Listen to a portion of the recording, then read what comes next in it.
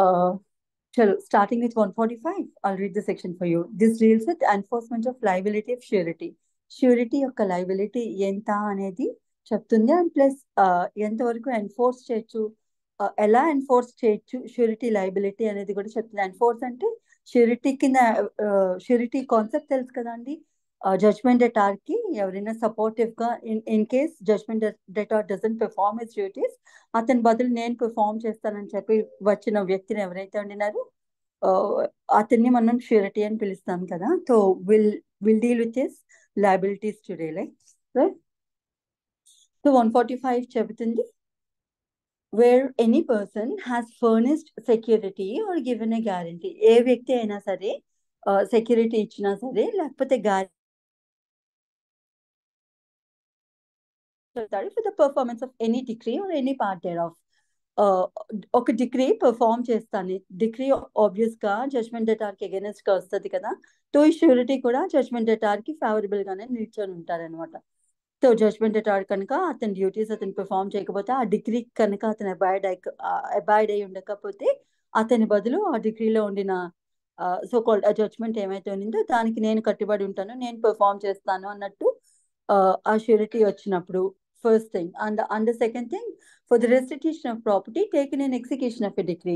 Execution proceedings జరుగుతాయి కదా, అందులోనూ మనం రెస్టిట్యూషన్ నిన్ననే చదువుకున్నాం కదా 144 లో. లైక్ ఎవరైనా రాంగ్ఫుల్ గా లేకపోతే లోయర్ కోర్ట్ డిగ్రీ మూలంగా, జడ్జ్మెంట్ మూలంగా బెనిఫిట్ పొందున్న డిగ్రీ హోల్డర్ ఎవరైతే ఉండినారో, ఇన్ కేస్ ఆ జడ్జ్మెంట్ అపెలేట్ కోర్టుకు వెళ్ళినప్పుడు, రెవిజనల్ కోర్టు లేకపోతే దాన్ని రివర్స్ చేసిన, మార్చిన ప్రాఫిట్స్ ఏమైతే వారు పొందున్నారో బెనిఫిట్స్, వారు తిరిగి మళ్ళీ ఆ జడ్జ్మెంట్ డెటార్కి ఇచ్చేయాలి. జడ్జ్మెంట్ డెటార్ పెట్టుకున్న తిరిగి ఇచ్చేమని జడ్జ్మెంట్ డెటార్ పెట్టుకున్న అప్లికేషన్ ఏమైతే అయిందో దాన్ని రెస్టిట్యూషన్ అప్లికేషన్ అని చెప్పి పిలుస్తామని చెప్పి నేను చదువుకున్నా 144 లో.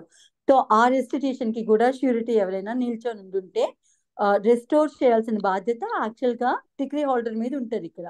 కానీ డిగ్రీ హోల్డర్ కనుక రెస్టోర్ చేయకపోతే, వారి బదులు నేను రెస్టోర్ చేస్తాను అన్నట్టు ఎవరైనా షూరిటీ వచ్చి ఉంటే అప్పుడు వారి లయబిలిటీ ఎంత అనేది second category. And the third one, for the payment of money or for the fulfillment of any condition imposed on any person under an order of the court. ఏదైనా కోర్ట్ ఆర్డర్ ఇచ్చినప్పుడు డబ్బు కట్టమనో, లేదంటే ఏదైనా conditional order ఇచ్చినప్పుడు ఆ order perform చేయమని ఎవరికి ఇస్తే వారనమాట ఆబ్వియస్ గా. And payment of money maybe either of the parties, right, or mostly judgement debtor. ఎవరికి ఆయన షూరిటీ కింద నిల్చొని ఉంటే, ఎవరి బదులు వారు పే చేయకపోతే నేను పే చేస్తాను షూరిటీ కింద నిల్చొని ఉంటే వారి బాధ్యత ఎంత, వారితో ఆ డబ్బు ఎట్లా కట్టించాలి అనే అంశాలు ఇక్కడ చెప్తారనమాట. ఎట్లా కట్టిస్తారో ఈ 3 కేటగిరీ ఆఫ్ కేసెస్ లోను, ఒకటి డిగ్రీ పెర్ఫార్మ్ చేస్తాన్ని, 2 ప్రాపర్టీ రెస్టోర్ చేస్తాన్ని, 3 డబ్బు కడతాని, లేదంటే ఏదైనా కండిషన్ కి అబాయిడ్ అయి ఉంటాను ఫుల్ఫిల్ చేస్తానని చెప్పి ఎవరైనా వ్యక్తి ఒక పర్సన్ కి షూరిటీ కింద కానీ వచ్చి ఉండుంటే, అతను ఇన్ కేస్ ఎవరికైతే షూరిటీగా నిల్చున్నారో వారు చేయాల్సిన బాధ్యతలు నిర్వహించినప్పుడు షూరిటీతో ఆ పనులు ఎలా చేపిస్తారు అంటే కింద చెప్తారు అనమాట. మళ్ళీ క్లాజ్ ఐలో చెప్తారు, if he has rendered himself personally liable against him to that extent. So అతను ఏమైనా నేను పర్సనల్ గా లయబుల్ గా నిల్చుంటాను, అందులో ఏం ఆర్డర్ వచ్చినా సరే, అదే పైన చెప్పిన 3 కేటగిరీ ఆఫ్ కేసెస్ లోను ఏ కేసుకైనా సరే వారి షూరిటీ కింద కనుక నిల్చొని ఉంటే, షూరిటీ నేను పర్సనల్ గా లయబుల్ అని చెప్పుంటే వారి ఆస్తులకో లేకపోతే వారి పర్సన్ అంటే he may be arrested and even also committed to civil prison అన్నట్టు అనమాట, రైట్. లేదంటే అతను వారికి ఆస్తులు ఏవైతే ఉంటాయో ఆ ఆస్తులకి అగైనెస్ట్ గా ప్రొసీడ్ అయ్యి వారు సారీ ఆ జడ్జ్మెంట్ డెటార్ కానీ ఆ డిగ్రీ హోల్డర్ కానీ కట్టాల్సిన డబ్బు ఏమైతే ఉంటున్నాయో అవన్నీ వారితో కట్టిస్తారనమాట, వారి పర్సనల్ ఆస్తుల నుంచి. అది first category. And the second one, if he has furnished any property as security by sale of such property to the extent of security. వారు ఏమైనా సెక్యూరిటీ కింద కనుక నిల్చొని సెక్యూరిటీ కింద వారి ప్రాపర్టీ కనుక ఏదైనా చూపించుంటే, ఎంత మేరకు సెక్యూరిటీ కింద వారి ప్రాపర్టీ చూపించున్నారో అంత సెక్యూరిటీ ఎంతవరకు చూపించున్నారో ఆ సెక్యూరిటీ సాటిస్ఫై అయిపోయేంత వరకు వారి ప్రాపర్టీ ఏదైతే వారు సెక్యూరిటీ కింద చూపించారో దాన్ని అమ్మేసి ఆ ప్రొసీడ్స్ తీసుకొని ఆ సెక్యూరిటీ అమౌంట్ ఎంతైతే ఉన్నిందో అంత జమ చేసుకొని ఇంకా అడిషనల్ గా ఏమైనా మిగిలితే మళ్ళీ వారికి ఆ షూరిటీకి ఇచ్చేస్తుంది. ఆ ప్రాపర్టీ నుంచి వచ్చిన అమ్మగా వచ్చిన డబ్బు ఏమైతే ఉంటుందో ఆ డబ్బును అనమాట. అట్లా కూడా షూరిటీ యొక్క లైబిలిటీని ఎన్ఫోర్స్ చేస్తారు. ఎట్లా ఎన్ఫోర్స్ చేస్తారు? ఒకటి పర్సనల్ గా ఎన్ఫోర్స్ చేయొచ్చు. రెండు, అతను ఏమైనా ప్రాపర్టీ కనుక సెక్యూరిటీ కింద ఫర్నిష్ చేస్తే ఆ సోకాల్డ్ ప్రాపర్టీ ఏమైతే ఉందో దాన్ని అమ్మి తన ప్రొసీడ్స్ నుంచి అతను దేనికైతే షూరిటీ కింద నిల్చొని ఉన్నారో, ఏ మేరకు సెక్యూరిటీ కింద అయితే నిల్చొని ఉండినారో ఆ అమౌంట్ ని కోర్ట్ సెక్యూర్ చేస్తుంది అనమాట. Right.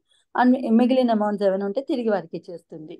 And third category, if the case falls both under clauses 1 and 2, అంటే వారు పర్సనల్ ఇన్సూరెన్స్ ఇస్తారు, ప్రాపర్టీ కూడా చూపిస్తే అప్పుడు ఈ రెండు విధాలుగా కూడా ప్రొసీడ్ అవ్వచ్చు అనమాట. వారికి పర్సనల్ గా కూడా ప్రొసీడ్ అవ్వచ్చు, వారి ప్రాపర్టీస్ కి అగైనెస్ట్ గా కూడా ప్రొసీడ్ అవ్వచ్చు. తో మొత్తానికి షూరిటీ నుంచి డబ్బు వారి ప్రాపర్టీ నుంచి కానీ వారి నుంచి కానీ పర్సనల్ గా వసూలు చేయొచ్చు అని చెప్తుంది. ఇంతే సెక్షన్ 145. రైట్ అండి. This is about enforcement of liability of surety. ఒక షూరిటీ యొక్క లయబిలిటీని ఎట్లా కోర్ట్స్ ఎన్ఫోర్స్ చేస్తాయంటే ఈ 3 మార్గాల ద్వారా. పర్సనల్ గా నించుంటే పర్సనల్ గా వెళ్తే అతనికి అగైనెస్ట్ గా అతను ఏదైనా ప్రాపర్టీ ఇచ్చుంటే సెక్యూరిటీ కింద ఆ ప్రాపర్టీని అమ్మేసి అతని లయబిలిటీని ఎన్ఫోర్స్ చేస్తుంది. లేదు, రెండు విధాలుగా కూడా ఆయన సెక్యూరిటీ ఇచ్చుంటే రెండు విధాలుగా కూడా కోర్టు ప్రొసీడ్ అవ్వచ్చు అనమాట. ఇట్లా 145. అంటే 146 చెప్తుంది proceedings by or against representatives. So ఎక్కడ కోర్టులోను ప్రొవిజన్స్ లీగల్ రిప్రజెంటేటివ్స్ కి, అంటే సబ్స్టిట్యూటెడ్ గా ఒక పార్టీ ఎవరైనా చనిపోయినా లేకపోతే ఇన్ కేస్ ఆఫ్ ఎనీ మిస్‌హ్యాప్ వారిని రీప్లేస్ చేయాల్సి వచ్చినప్పుడు లీగల్ రిప్రజెంటేటివ్స్ రీప్లేస్ చేయొచ్చు అని చెప్పి ఏదైనా ప్రొవిజన్ చెప్తే ఆ ప్రొవిజన్ అనుసరించి ఆ లీగల్ రిప్రజెంటేటివ్స్ ని పార్టీస్ ప్లేస్ లో రీప్లేస్ చేయొచ్చు అని చెబుతుంది ఇంతనే. అండ్ వారికి ఎగెనెస్ట్ గా ప్రొసీడింగ్స్ ఎలా నడుస్తాయి అంటే ఒరిజినల్ గా పార్టీకి ఎగెనెస్ట్ గా ప్రొసీడింగ్స్ ఎలా నడుస్తాయో వారి ప్లేస్ లో వీళ్ళు వెళ్ళారు కాబట్టి వీళ్ళకి ఎగెనెస్ట్ గా కూడా సేమ్ ప్రొసీడింగ్స్ అట్లనే నడుస్తాయని చెప్పేది section 146. And I'll read the section for you. Save as otherwise provided by this court or by any law for the time being in force. ఇంకా ఈ చట్టం చెప్పినా సరే ఇంకెక్కడైనా ఈ చట్టం వేరే విధంగా చెప్పుంటే, అంటే లీగల్ రిప్రజెంటేటివ్స్ ని అందులో యాడ్ చేయడానికి లేదు, వాళ్ళని తాకడానికి లేదు, వాళ్ళ ప్రాపర్టీస్ వాళ్ళ పర్సనల్ ప్రాపర్టీస్ ముట్టుకోవడానికి లేదు, ఇలాంటి ప్రొవిజన్స్ ఉంటాయి కదా. సో అలాంటి ప్రొవిజన్స్ కి అనుగుణంగా అండ్ ఇతరత్ర ఏదైనా చట్టం ఇంకేమైనా లీగల్ రిప్రజెంటేటివ్స్ కోసం ఏమైనా ప్రొవిజన్ చేస్తుంటే దానికి అనుగుణంగా కూడా రైట్ అవి కన్సిడర్ చేసిన తర్వాత ఈ ప్రొవిజన్ యూజ్ చేసుకోవాలి. So save as otherwise provided by this court or by any other law for the time being in force, where any proceeding may be taken or application made by or against any person. అంటే replace కాబడిన legal representative వారు స్వయాన ఏదైనా సూటో proceeding వేయొచ్చు, లేదంటే వారి మీద ఇంకెవరైనా సరే సూటో ప్రొసీడింగ్ వేయొచ్చు అనమాట. బై ఆర్ అగైనెస్ట్ అంటే అది. So any application made by or against any person, then the proceeding may be taken or the application may be made by or against any person claiming under him. So వారి ఆ legal representative ఎవరి place అయితే తీసుకున్నారో ఇంకా వారి స్థానంలో legal representative వారు ఏదైనా సూట్ కానీ ప్రొసీడింగ్స్ కానీ ఇన్స్టిట్యూట్ చేస్తే వారు ప్రాసిక్యూట్ చేసుకుంటారు, లేదంటే వారికి అగైనెస్ట్ ఎవరైనా సరే సూట్ ప్రొసీడింగ్స్ ఇంకేమైనా ఇనిషియేట్ చేస్తుంటే సేమ్ ఆ ప్రొసీడింగ్స్ యాజ్ ఇట్ ఈస్ గా పార్టీ ప్లేస్ లో లీగల్ రిప్రజెంటేటివ్స్ యాడ్ చేసి వారి మీద ప్రొసీడింగ్స్ నడుస్తూనే ఉంటాయి, లైక్ ఆ పార్టీ మీద నడుస్తున్నట్టే అన్నట్టే చెబుతుంది 146.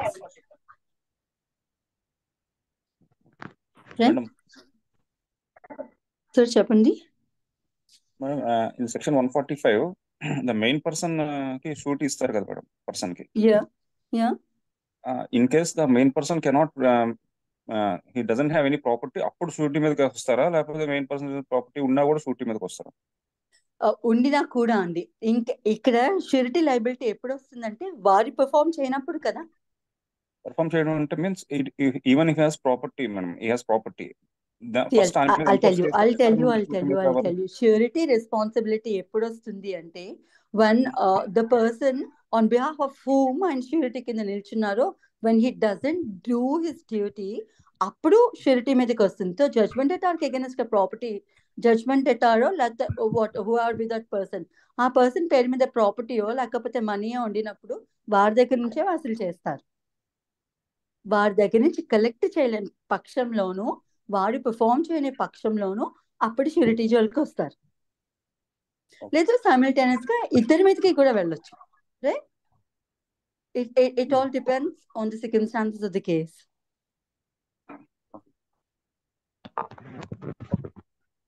Okay. So, so I've done with 145 and 146 too. Now we'll go into 147. Consent or agreement by persons under disability. So మన డిజేబుల్ పర్సన్స్ అని ఎవరినెవరిని పిలుస్తా అని చెప్పుకున్నాం అండి. 3 కేటగిరీ ఆఫ్ పర్సన్. డిజేబుల్ అంటే చట్టం వారిని అంటే చట్టం దృష్టిలో వాడి పర్సన్స్ కానట్టే లెక్క. వాళ్ళు లీగల్ డ్యూటీస్ కానీ లీగల్ రైట్స్ కానీ ఏమి ఎన్ఫోర్స్ చేసుకోలేని persons, legal rights mostly enforce చేసుకోలేని పర్సన్స్ ఎవరైతే ఉంటారో, ఎవరినైతే చట్టం డిస్క్వాలిఫై చేస్తుందో వారిని డిజేబుల్ పర్సన్స్ అని చెప్పి పిలుస్తాం. వాళ్ళు ఎవరు అన్నది మోస్ట్లీ మనకి లిమిటేషన్ యాక్ట్ లో తెలుస్తుంది, వాళ్ళు అక్కడ డిస్క్రైబ్ చేస్తారు. సో ఇక్కడ చెప్పుకోవాల్సి వచ్చినప్పుడు they are none other than the minors and a person who is under the age of 18 years and a person who is insane or mentally ill, right? ఆ రెండోది. మూడో పర్సన్ ఏమో ఇన్సాల్వెంట్. సో ఈ ముగ్గురిని law disqualify చేస్తుంది legal proceedings చేపట్టడానికి. So ఎవరైనా persons అలాంటి లీగల్ డిసబిలిటీతోను, disability is always legal disability, right? చట్టం గుర్తించిన డిజబిలిటీస్ ఇవేనండి. సో ఎవరైనా పర్సన్ ఇలాంటి లీగల్ డిజబిలిటీతో సఫర్ అవుతుండినప్పుడు, ఇప్పుడు మరి వారికి కూడా రైట్స్ ఉంటాయి కదా, వారు కూడా ఎన్ఫోర్స్ చేసుకోవాలి కదా. అంటే వారు డైరెక్ట్గా ఎన్ఫోర్స్ చేయలేరు, కానీ వారి బదులు సవన్ కెన్ ఎన్ఫోర్స్ దెమ్ కదా. సో అలాంటప్పుడు మనం ఏం చేస్తామో ఇక్కడ దీని రిలేటెడ్ గా కూడా ఆర్డర్ ఉంటుంది. మనం when we come to that I'll deal with that a bit later. So ప్రస్తుతానికి ఇక్కడ ఎంతవరకు తీసుకోవచ్చు అంటే, వాళ్ళు బదులు ఇంకా గార్డియన్ కానీ నెక్స్ట్ ఫ్రెండ్ కానీ, ఇప్పుడు మైనరో లేకపోతే ఇన్సేనో ఇన్సాల్వెంట్ ఇలాంటి వాళ్ళు ఉన్నారనుకోండి, because it cannot find minor or mostly insane person మూలంగా. సో వారి బదులు ఎవరైతే వచ్చి సూట్ కనుక ఏదైనా సూటో ఏదైనా ప్రొసీడింగో ఇనిషియేట్ చేయాలంటే అటువంటి వ్యక్తిని మనం ఏమని పిలుస్తారని చెప్పుకున్నాం? Next friend madam. Next friend obviously కదా, నెక్స్ట్ ఫ్రెండ్ అని పిలుస్తాం. లేదు, ఆ వ్యక్తిని ఏ వ్యక్తి అయితే మైనరో లేకపోతే ఒక డిజబిలిటీ ఉన్న పర్సన్ ఎవరైతే ఉండినారో ఆ పర్సన్ ని డిఫెండ్ చేయాల్సి వచ్చిన పర్సన్ ఎవరైనా ఉంటే వారిని మనం గార్డియన్ అని చెప్పి పిలుస్తాం, రైటా అండి? సో ఇట్లా అలాంటి పరిస్థితుల్లో ఇప్పుడు కన్సెంట్ ఎవరిస్తారు వారి బదులు? ఇప్పుడు ఈ మైనర్స్ బదులు లేకపోతే ఇన్సెంట్ పర్సన్ బదులు ఎవరైనా ఒక సూట్ కి కానీ, సూట్ లో ఏదైనా ప్రొసీడింగ్ కి కానీ, ఏదైనా కన్సెంట్ కానీ, ఏదైనా అగ్రిమెంట్ లో కానీ ఎంటర్ అవ్వాల్సి వచ్చినప్పుడు ఎవరు ఎంటర్ అవుతారంటే సో కాల్డ్ నెక్స్ట్ ఫ్రెండ్ కానీ గార్డియన్ కానీ ఎంటర్ అవుతారు కదా. సో అలాంటి నెక్స్ట్ ఫ్రెండ్ కానీ గార్డియన్ కానీ ఆ మైనర్ మూలంగా లేదంటే ఆ డిసేబుల్డ్ పర్సన్ మూలంగా ఏదైనా ఒక డెసిషన్ తీసుకుంటా with the permission of court. ఇది చాలా ఇంపార్టెంట్. ఆ గార్డియన్ కానీ నెక్స్ట్ ఫ్రెండ్ కానీ ఏదైనా డెసిషన్ తీసుకున్నప్పుడు, లేదంటే ఆ పర్సన్స్ మూలంగా, ఆ డిసేబుల్డ్ పర్సన్స్ మూలంగా బదులుగా ఏదైనా అగ్రిమెంట్ లోకి ఎంటర్ అవుతుండినప్పుడు, అది if they do it with the permission of the court కనుక వారు ఆ పని చేయడానికి పర్మిట్ చేస్తే అది ఆ మైనర్ మీద కానీ ఆ డిసేబుల్డ్ వ్యక్తి మీద కానీ ఎలా వర్తిస్తుంది అంటే, వాళ్ళకి ఆ డిస్క్వాలిఫికేషన్ లేకపోతే వాళ్ళు టోటల్లీ సౌండ్ అయితే వారంతట వారు కోర్టుకి వచ్చి వాళ్ళు ఎట్లా ఎన్ఫోర్స్ చేసుకుంటారో, ఎట్లా డిఫెండ్ చేసుకుంటారో సేమ్ వాళ్ళు అట్లా చేసుకున్నట్టే లెక్క. ఆ డిజబిలిటీ లేకపోతే వాళ్ళు సేమ్ గా ఉండినప్పుడు, లీగల్ క్యాపబిలిటీ ఉండినప్పుడు వాళ్ళు ఎంత పర్ఫెక్ట్ గా అయితే వాళ్ళు ఆ పనులు చేసుకోగలుగుతారో సేమ్ అదే పర్ఫెక్ట్నెస్ వాళ్ళకి అట్రిబ్యూట్ చేసిస్తారు అనమాట. అంటే సింపుల్ గా చెప్పాలంటే ఈ సో కాల్డ్ నెక్స్ట్ ఫ్రెండ్ కానీ గార్డియన్ కానీ తీసుకున్న decision is binding on the disabled person as if that disabled person has taken that decision అన్నట్టు అనమాట. అంతనే చెప్తుంది ఈ section. I'll read this for you. Same as otherwise, in all suits to which a person under disability is a party, any consent or agreement as to any proceeding shall, if given or made with the express leave of the court by the next friend or the guardian. ఇక్కడ ఆ decision తీసుకున్న వ్యక్తులు ఎవరు? Agreement లోకి enter అయిన వాళ్ళు కానీ, లేదన్నా ఒక ప్రొసీడింగ్ కి కన్సెంట్ ఇచ్చిన వ్యక్తి కానీ ఎవరంటే ఆ కన్సర్న్ నెక్స్ట్ ఫ్రెండ్ కానీ గార్డియన్ కానీ ఆ డిసేబుల్డ్ పర్సన్ బదులుగా. సో వాళ్ళు ఇచ్చినా సరే అది ఆ మైనర్ మీదో లేకపోతే ఆ డిసేబుల్డ్ పర్సన్ ఆ ఇన్సెంట్ పర్సన్ మీదో ఎంత చెల్లుతుంది అంటే, వాళ్ళు సేమ్ గా ఉండో, వాళ్ళు మేజర్ అయిండో, వాళ్ళే స్వయాన ఆ కన్సెంట్ ఇస్తేనో ఆ అగ్రిమెంట్ ఎంటర్ అయితే ఎంత లీగల్లీ వ్యాలిడో ఇప్పుడు కూడా అంతే లీగల్లీ వ్యాలిడ్, వాళ్ళే చేసినట్టు లెక్క అన్నట్టు చెబుతోంది. అంతే అండి. Consent are agreement by persons under disability. In all suits to which a person under disability is a party, any consent or agreement as to any particular proceeding shall, if given or made with the express leave of the court, with the express permission of the court. Court normal గా ముఖాముఖి చెప్పకుండా return గా ఒప్పుకుంటుంది అనమాట. మీరు తీసుకున్న decision is a perfect decision and I'm okay with it అని చెప్పి court permission ఇస్తే ఆ అగ్రిమెంట్ లోకి ఎంటర్ అవ్వడం కానీ ఏదైనా ఒక లీగల్ యాక్షన్ కి కన్సెంట్ ఇవ్వడానికి కానీ కన్సెంట్ ఆ గార్డియన్ ఇస్తున్నా లేదంటే ఆ నెక్స్ట్ ఫ్రెండ్ ఇస్తున్నా సరే వారు మీరు ఇస్తోంది మీరు చేస్తోంది పర్ఫెక్ట్ పని అని చట్టం ఆ పర్టికులర్ కోర్టు కనుక ఆమోదిస్తే అటువంటి తరుణంలో ఆ సో కాల్డ్ డిసేబుల్డ్ పర్సన్ ఎవరైతే ఉన్నారో వారే స్వయాన ఆ పని చేస్తే లీగల్ గా ఎంత వ్యాలిడ్ అవుతుందో ఆ డిజబిలిటీ లేనప్పుడు అంతే వ్యాలిడ్ అని చెప్పి చెబుతుంది అనమాట. Made with express madam if the disabled person is expired then సరే అవన్నీ లిమిటేషన్ యాక్ట్ లో వస్తాయండి. వారు చనిపోతే వారి బదులు సబ్స్టిట్యూటెడ్ గా లీగల్ వీళ్ళు వస్తారు, లీగల్ రిప్రజెంటేటివ్స్ తీసుకుంటారు if there are any legal representatives. ఓకేనా, చలో. సో అంతే చెప్తోంది అనమాట ఇది. So the next friend or the guardian for the suit have the same force. అంటే వాళ్ళు తీసుకున్న డెసిషన్ కానీ అగ్రిమెంట్ కానీ కన్సెంట్ కానీ దానికి ఎంత ఫోర్స్ ఉంటుందంటే it will have the same force and effect as if the person were under no disability. డిజబిలిటీతో బాధపడుతున్న పర్సన్ బదులుగా ఆ నెక్స్ట్ ఫ్రెండ్ కానీ ఆ గార్డియన్ కానీ తీసుకున్న డెసిషన్ ఏమైతే ఉందో అది వారే స్వయానా తీసుకున్నట్టు లెక్క. డిజబిలిటీ లేని పరిస్థితుల్లో వాళ్ళు తీసుకొని ఉంటే చట్టం ఎట్లా ఆమోదిస్తుందో వాళ్ళ మీద ఎలా అయితే లీగల్ థింగ్ వ్యాలిడ్ బైండింగ్ అయి ఉంటుందో వాళ్ళ మీద అంతే బైండింగ్ వాళ్ళ మీద కూడా వాళ్ళు ఇచ్చినట్టే లెక్క. కన్సెంట్ కానీ ఆ అగ్రిమెంట్ కానీ ఆ సో కాల్డ్ డిసేబుల్డ్ పర్సన్ నే చేసినట్టు లెక్క అని చెప్పి చెప్తుంది. ఇంతే సింపుల్ గా. ఇట్స్ 147. క్లియరా?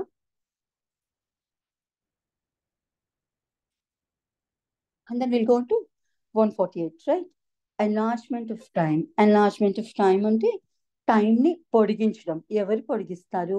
Where any period is fixed or granted by the court for doing of any act prescribed or allowed by this court, the court may in its discretion from time to time enlarge such period. కానీ ఏం చెప్తోందంటే చట్టం ఏదైనా ఒక particular proceeding కి ఇంత particular period అని చెప్పి prescribe చేసినప్పుడు ఆ పార్టీస్ ఆ పనిని ఆ ప్రిస్క్రైబ్ పీరియడ్ లోగానే చేయాలి. ఫర్ ఎగ్జాంపుల్ రిటర్న్ స్టేట్మెంట్ కి ఎంత పీరియడ్ అండి?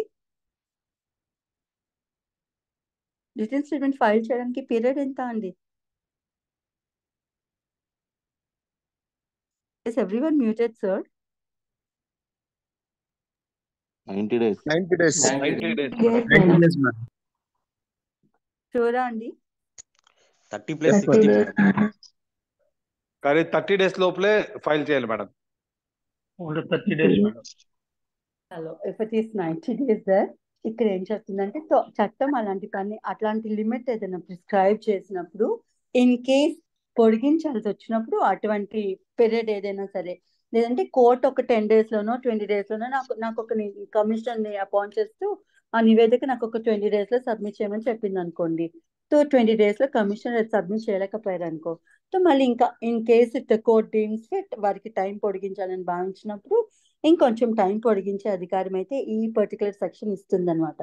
సో అట్లా ఏదైనా సరే ఏదైనా ఒక ఫిక్స్డ్ పీరియడ్ ఏదైనా ఒక ప్రొవిజన్ ఫిక్స్ చేసినప్పుడు in case court feels the time has to be extended, courts కి అయితే ఈ చట్టం అలాంటి టైం ఎక్స్టెండ్ చేసే పవర్ ఇస్తుంది అని. ఎన్ని డేస్ వరకు ఎక్స్టెండ్ చేయొచ్చు అంటే 30 days max, at the max 30 days వరకు. అది 5 రోజులు కావచ్చు, 1 రోజు కావచ్చు, 4 రోజులు కావచ్చు, లేదా కంప్లీట్ 30 days కూడా ఇవ్వచ్చు. It all depends again on the facts and circumstances of the case and it is left to the discretion of the court. Like court ఎన్ని రోజులు పొడిగించాలి అని అనుకుంటే ఆ టైం ని అన్ని రోజులు పొడిగించవచ్చు. But that time should not exceed 30 days at the whole అనమాట. ఇంకేనండి enlargement of time అంటే which is a specific power of the court to extend the time with regard to any proceeding though it is prescribed by the court అనమాట, right? And then 148A is right to launch a caveat. This is again a very important section. Like caveat launch. Madam excuse me madam. Sir చెప్పండి. Madam legal disability ఎవరు అనేది చెప్పారు, కొంచెం interruption ఉంది, ఇంకోసారి చెప్పండి madam please. ఇది మనకి లిమిటేషన్ యాక్ట్ లో అయితే కనిపిస్తుంది, ఇక్కడ కనిపించదు. సెక్షన్ 6 లో చెప్తుంది లీగల్ డిజబిలిటీ కోసం. అండ్ మోస్ట్లీ ఆ లీగల్ డిజబిలిటీ అంటే ఒక పర్సన్ తన లీగల్ రైట్స్ చట్ట ప్రకారం ఎన్ఫోర్స్ చేసుకోలేని స్టేట్ లో ఉండిన వ్యక్తిని లీగల్లీ డిజేబుల్డ్ పర్సన్ అని చెప్తాం. అంటే చట్టం వాళ్ళని డిస్క్వాలిఫై చేస్తుంది కోర్టుకు వచ్చి ఏమైనా ప్రొసీడింగ్స్ ప్రాసిక్యూట్ చేయడానికి అనమాట. అటువంటి పర్సన్స్ ఎవరంటే 1 minor, 2 insane person, 3 insolvent. Okay madam, fine, thank you. Right. So now we'll deal with caveat now. 148A అయితే caveat కి ప్రొవిజన్ కల్పిస్తుంది. And what is this caveat అంటే, caveat ని ఎక్కడ ఈ కోడ్ డిఫైన్ చేసి లేదండి. సో ఎక్కడెక్కడైతే డెఫినిషన్స్ కోడ్ కానీ పర్మిట్ చేయకపోతే అదైనా జనరల్ క్లాసెస్ యాక్ట్ లో ఉంటే తీసుకోవచ్చు. But even general classes act లో కూడా ఇది ఎక్కడ డిఫైన్ చేసి లేదు, ఇతర ఇంకెక్కడ డిఫైన్ చేసి లేదు. కాబట్టి ఆబ్వియస్ గా మనం డిక్షనరీ మీనింగే తీసుకుంటాం. సో డిక్షనరీ మీనింగ్ తీసుకునే ముందు ఇది ఎక్కడి నుంచి ఆరిజినేట్ అయింది కూడా తెలుసుకోవాలి. కాబట్టి కేవియట్ అనే పదం లాటిన్ టర్మ్ అండి. దాని మీనింగ్ బీవేర్ అని. The person should be aware of the legal proceedings అన్నట్టు అనమాట. రైట్. సో డిక్షనరీ మీనింగ్ తీసుకుంటే డిక్షనరీలో రాసి ఉంటుంది, a caveat is an entry made in books of the offices of registry or any court. ఒక court రిజిస్ట్రీలో, registry is more particularly in relation to high courts and supreme court. And then courts అంటే ordinary subordinate courts ఏవైనా సరే ఆ court తాలూకా offices లో, registry తాలూకా office లో కానీ, court తాలూకా office లో కానీ ఏదైనా ఈ పర్టికులర్ ఆస్పెక్ట్ నిమిత్తం ఒక బుక్ మెయింటైన్ చేసి ఆ బుక్ లో దాన్ని ఎంట్రీ చేస్తే కనుక అటువంటి స్టెప్ ఏమైతే ఉందో దాన్ని మనం కేవియట్ అని చెప్పి పిలుస్తామని డిక్షనరీ మీనింగ్ ఉంటుంది. I'll read the dictionary meaning for you. A caveat is entry made in books of the offices of registry or court to prevent a certain step being taken without previous notice to the person presenting caveat. ఏ వ్యక్తి అయితే కోర్టులోని caveat petition present చేస్తారో ఆ వ్యక్తికి notice లేకుండా court ఏ చర్యలు తీసుకోవడానికి లేదు, ఒక సూట్ లో కానీ ఏదైనా ప్రొసీడింగ్ లో కానీ అని చెప్పి డిక్షనరీ మీనింగ్ ఉంటుంది. This is the meaning of the caveat. But దాన్ని మనం ఎట్లా తీసుకోవచ్చు అంటే, it can be taken as a warning by the party to the court అనమాట. Like to watch out not to give any immediate reliefs to any person without hearing the person who is filing the caveat. Caveat అనే petition ఏ వ్యక్తి అయితే file చేస్తున్నారో దాని అర్థం ఏమిటంటే, నన్ను వినకుండా మీరు ఏ వ్యక్తికి ఇమ్మీడియట్ రిలీఫ్ ఇవ్వకండి అని చెప్పి ఫైల్ చేస్తున్న పిటిషన్ ఏమైతే ఉందో దాన్ని we call it as caveat అనమాట. రైట్. ఈ కేవియట్ తాలూకా ప్రొవిజన్స్ ఏముంటాయో చదువుతాను. Where an application is expected to be made or has been made. Already ఏదైనా ఒక అప్లికేషన్ కోర్టులో కనుక పెట్టేసే ఉండుంటే, ఎందులోనూ ఏదైనా ఆల్రెడీ ఫైల్ అయిన సూట్ లో కానీ లేదంటే ఇంకా ఫైల్ చేస్తారు, అలాంటి అప్లికేషన్ పెట్టుకుంటారేమో అని భయం ఉన్న తరుణంలో కూడా wear an application is expected to be made అంటే ఇంకా అలాంటి అప్లికేషన్ కోర్టులో వేస్తారేమో అనే భయం ఉండినా, లేదంటే it has already been made, already application పెట్టేశారు, ఎందుకంటే ఏదైనా సూట్ లో కానీ ప్రొసీడింగ్ లో కానీ ఆల్రెడీ ఫైల్ అయిన సూట్ లో కానీ లేదా ఇతరత్ర ఏ ప్రొసీడింగ్ లో అయినా సరే ఆల్రెడీ ఒక అప్లికేషన్ కనుక పెట్టుకొని ఉండుంటే ఏ పార్టీ అయినా సరే, okay, or about to be institute in a suit, already institute అయిన సూట్ అయినా సరే లేదంటే కొత్తగా ఫ్రెష్ గా ఎవరైనా సూట్ ఫైల్ చేస్తారు ఒక వ్యక్తికి ఎగెన్స్ట్ గా అని భావించిన పర్సన్ ఎవరైతే ఉన్నారో దట్ పర్సన్ అనమాట. Any person claiming a right to appear before the court on the hearing of such application may lodge a caveat in respect thereof. అట్లా అంటే ఒక వ్యక్తికి ఎగెన్స్ట్ గా ఏదైనా లీగల్ ప్రొసీడింగ్, ఏదైనా లీగల్ అప్లికేషన్ పెట్టుకుంటారనో, ఎందులో అయితే ఆల్రెడీ ఫైల్ అయిన సూట్ లో కానీ లేదంటే ఒక సూట్ ఫైల్ చేస్తూ అందులో ఏమైనా ఇమ్మీడియట్ రిలీఫ్ అడుగుతూ ఏదైనా అప్లికేషన్ పెట్టుకుంటారు ఎవరైనా పార్టీ అని చెప్పి ఒక పర్సన్ కి భయం ఉండినప్పుడు వారైతే కోర్టులోను ఈ కేవియట్ పిటిషన్ అనేదట ఫైల్ చేస్తారు అని చెప్పి చెబుతుంది subsection 1. Where a caveat has been lodged under subsection 1, the person by whom the caveat has been lodged hereinafter refer to the caveator. అంటే caveat petition ఫైల్ చేసిన వ్యక్తిని మనం caveator అని చెప్పి పిలుస్తాం అనమాట. Like we call the person who filing a suit as plaintiff, like a person who filing a petition as a petitioner, the person who filing an appeal is appeal as appellant. ఇలాంటి పేర్లు ఉంటాయి కదా, అట్లనే caveat file చేసిన వ్యక్తిని కేవియేటర్ అని చెప్పి పిలుస్తామని చెప్పి చెప్తుంది. So where a caveat has been lodged under subsection 1. subsection 1 లో చెప్పినట్టు ఎవరైనా కేవియట్ కనుక లాడ్జ్ చేస్తే, కేవియట్ ని ఫైల్ చేస్తారని అన్నారండి, తన టర్మినాలజీ లాడ్జ్ చేయడం అంటారు. We have to remember this. So caveat కనుక ఎవరైనా వ్యక్తి లాడ్జ్ చేస్తే దాన్ని అప్పుడు ఏం చేయాలట, where caveat has been lodged under subsection 1, the person by whom the caveat has been lodged hereinafter referred to as a caveator shall serve a notice of the caveat by register post with acknowledgement due on the person by whom the application has been or is expected to be made under this subsection 1. ఏ వ్యక్తి అయితే application పెట్టుకుంటారో కోర్టుకి ఏదైనా interim relief అడుగుతూ, లేదంటే ఏ వ్యక్తి అయినా సరే ఏదైనా సూట్ ఫైల్ చేస్తారనో, ఆల్రెడీ ఫైల్ చేసిన సూట్ లో అప్లికేషన్ పెట్టుకుంటారనో, ఏదైనా రిలీఫ్ అడుగుతూ, లేదంటే ఆ వ్యక్తి మీద కొత్తగా సూట్ ఫైల్ చేస్తున్నారనే ఇన్ఫర్మేషన్ కనుక ఉంటుంటే ఏ వ్యక్తి అయినా సరే అటువంటి సూట్ లో కానీ, అలాంటి ప్రొసీడింగ్ లో కానీ, అలాంటి అప్లికేషన్ లో కానీ ఇమ్మీడియట్ రిలీఫ్ ఆ కన్సర్న్ ఫైల్ చేసిన వ్యక్తికి ఇవ్వకండి, unless and until the court hears me అని అంటే నేను చెప్పుకునేది కూడా విని తర్వాత మాత్రమే కోర్ట్ ఆర్డర్స్ ఇష్యూ చేయాలి అని చెప్పి పెట్టుకుని పిటిషన్ ఏమైతే ఉందో దాన్ని కేవేట్ అని చెప్తాం. సో కేవేట్ ఫైల్ చేసిన కేవేటర్ ఎవరైతే ఉన్నారో వారు ఏం చేయాలట, కేవేట్ ఫైల్ చేసిన మరుక్షణమే నేను కేవేట్ ఫైల్ చేశాను అన్న సంగతి ఏ వ్యక్తి అయితే అప్లికేషన్ పెట్టుకున్నారో, ఏ వ్యక్తి అయితే సూట్ ఫైల్ చేసేసారో, ఏ వ్యక్తి అయితే లేదా సూట్ ఫైల్ చేయబోతున్నారు అన్న డౌట్ ఉందో అటువంటి వ్యక్తికి నోటీస్ ఇవ్వాలి. నేను కేవేట్ ఫైల్ చేశాను పలానా కోర్టులో అని చెప్పి ఆ వ్యక్తికి నోటీస్ ఇవ్వాలి అని చెప్పి చెప్తున్నారు, విత్ అక్నాలెడ్జ్మెంట్ డ్యూ. బికాస్ అది వారికి రీచ్ అయిందో లేదో తెలియడానికి ఆ అక్నాలెడ్జ్మెంట్ అనేది పెడతారు, విత్ అక్నాలెడ్జ్మెంట్ డ్యూ అనమాట.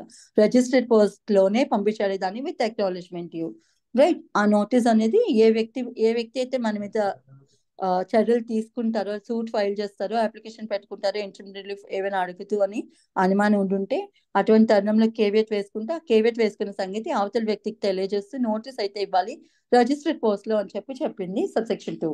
And then subsection 3 చెబుతుంది, where after a caveat has been lodged under subsection 1 and any application is filed in any suit or proceeding, the court shall serve a notice of application on the caveator. ఏం చెప్తాను, in case ఆ caveat కనుక అట్లా file అయి ఉండినప్పుడు and ఆ concern వ్యక్తి ఏ వ్యక్తి అయినా సరే ఆ పర్టికులర్ ఆస్పెక్ట్ కి సంబంధించి కోర్టుకి ఏదైనా అప్లికేషన్ పెట్టుకొని ఉంటే, ఏదైనా ఆల్రెడీ ఫైల్ అయిన సూట్ లోని కానీ, లేదంటే ఫ్రెష్ గా సూట్ ఫైల్ చేస్తూ ఏదైనా ఇంటర్మ్ రిలీఫ్ అడిగితే ఏదైనా అప్లికేషన్ కనుక పెట్టుకొని ఉంటే ఆ అప్లికేషన్ చూసిన వెంటనే ఈ కేవియేటర్ ఎవరైతే ఉన్నారో వారికి కోర్టు నోటీస్ ఇస్తుందంట, ఇదిగోండి మీ అనుమానం కరెక్టే, మీకు ఎగెనెస్ట్ గా పలానా సూట్ పలానా అప్లికేషన్ ఫైల్ అయి ఉంది, మీరేం చెప్పుకోవాలి మీరు కోర్టుకు వచ్చి చెప్పుకోండి, మీకైతే ఇదిగో హీరింగ్ డేట్ ఇస్తున్నాను అని చెప్పి ఆ వ్యక్తికి అయితే కోర్టు నోటీస్ పంపిస్తుందంట. కేవియేటర్ కి కూడా కోర్టు నోటీస్ పంపిస్తుంది అనమాట. ఈ subsection 3.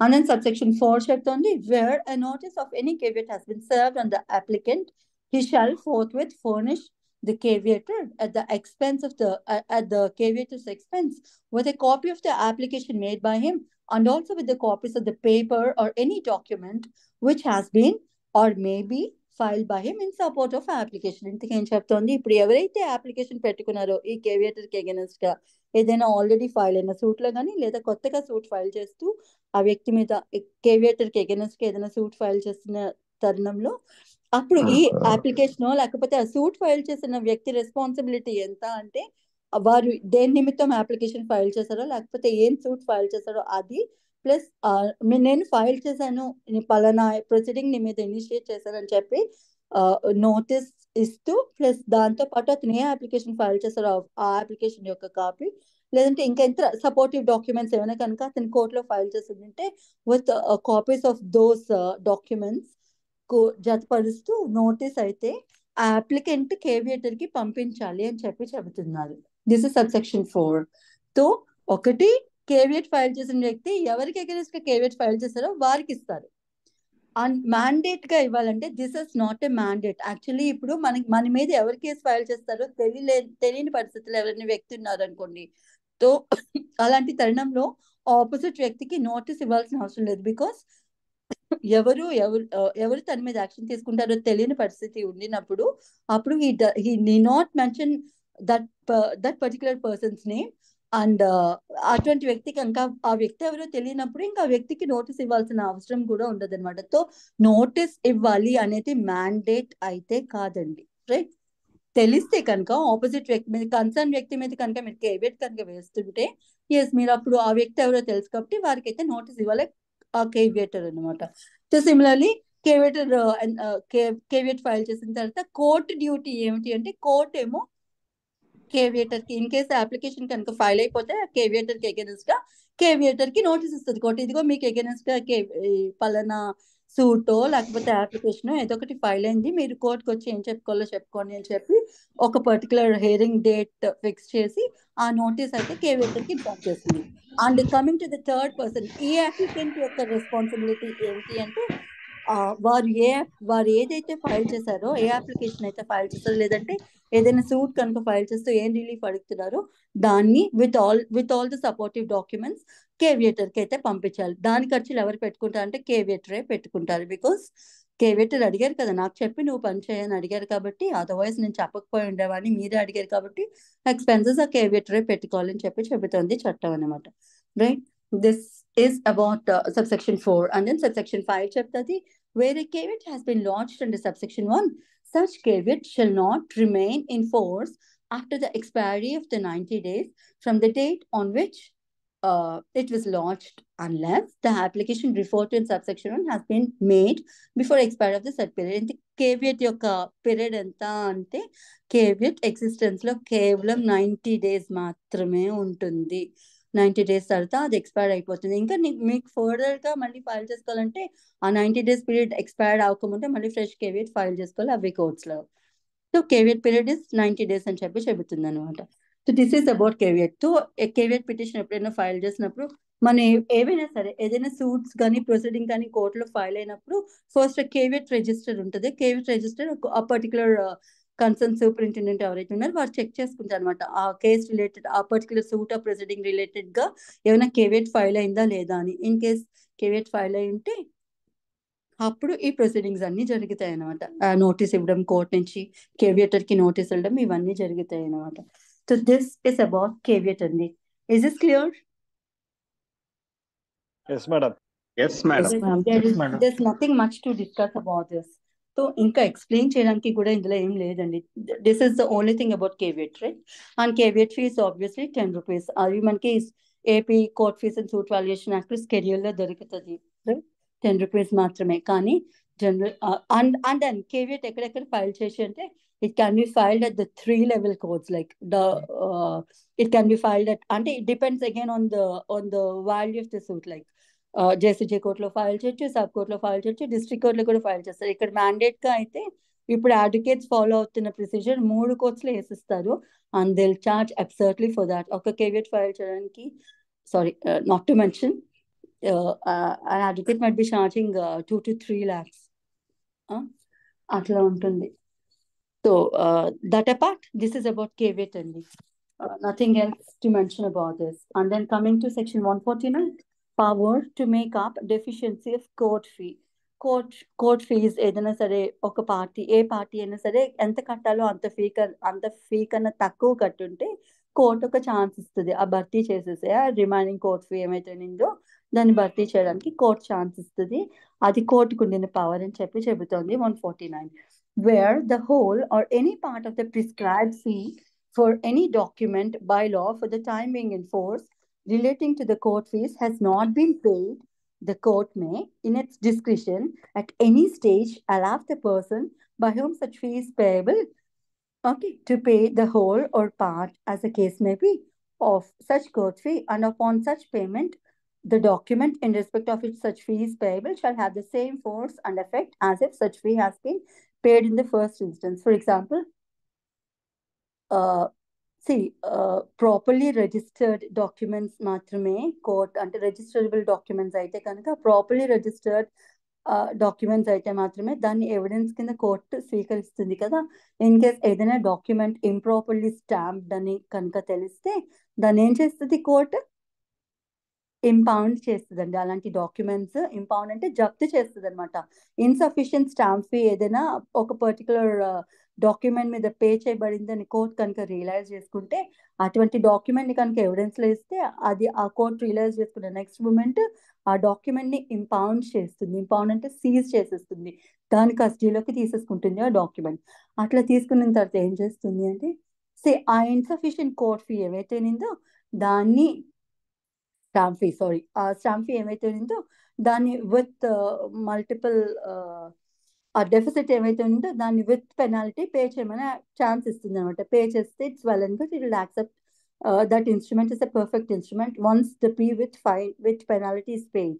సో సిమిలర్ గా అటువంటి ప్రొవిజన్ ఇక్కడ ఇది కూడా తటస్థపడుతుంది అనమాట. ఏదైనా ఒక డాక్యుమెంట్ మీద ఇంత ప్రాపర్ ఫీ పే చేయాలి అని చెప్పి మెన్షన్ చేసినప్పుడు ఆ పర్టికులర్ పార్టీ అంత ఫీ కనుక పే చేయకుండా ఏదైనా డెఫిసిట్ గా బ్యాలెన్స్ ఉంచేస్తే కనుక ఆ వ్యక్తికి ఆ సూట్ ఏ స్టేజ్ లో ఏ ప్రొసీడింగ్ లో ఉంది, ఆ ప్రొసీడింగ్ ఏ స్టేజ్ లో ఉండినా సరే కోర్ట్ ఆ వ్యక్తికి అయితే ఛాన్స్ ఇస్తుందంట, టైం ఇస్తుందంట ఆ డెఫిసిట్ కోర్ట్ ఫీ ఎంతైతే ఉందో దాన్ని రెమిట్ చేయడానికి.